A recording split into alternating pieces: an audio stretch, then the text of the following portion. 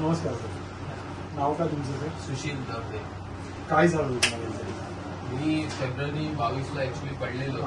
पडल्यावर मला बॅलन्स गेलेला माझा. बरोबर. तर मी सकाळी सकाळी ऍक्च्युली एक्सरे काढायला गेलो हॉस्पिटलमध्ये. तेव्हा कळालं की बोनला काही झालं नाही. नंतर तुमच्याकडे आल्यावर तुम्ही मला सांगितलं की गुडघा लूज झालाय, तर MRI केल्यावर आपल्याला कळेल नक्की नेमकं झालं काय. बरोबर.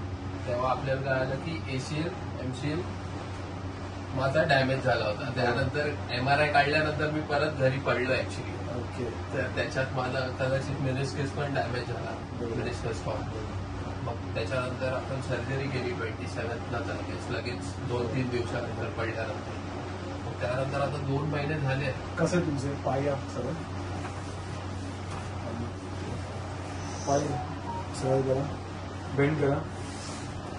पूर्ण विदिन 2 मंथ्स तुम्हाला पूर्ण रेंज ऑफ मोशन आली आहे.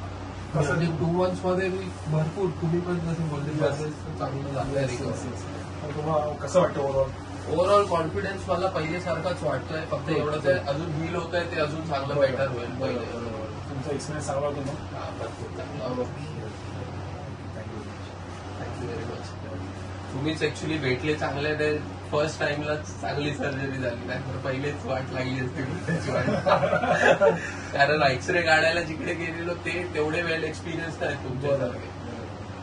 बिकॉज माझा फ्रेंड पण एक आहे जो सेम सर्जरी मधून गेलाय, बट त्याला डॉक्टर पहिले चांगला नाही भेटला. ओके. त्याला स्पोर्ट्सवाला डॉक्टर हवा होता, बट तेव्हा त्याला तेवढी काही नॉलेज नव्हती. मला लकीली तुम्ही स्पोर्ट्समध्ये भेटले. थँक्यू.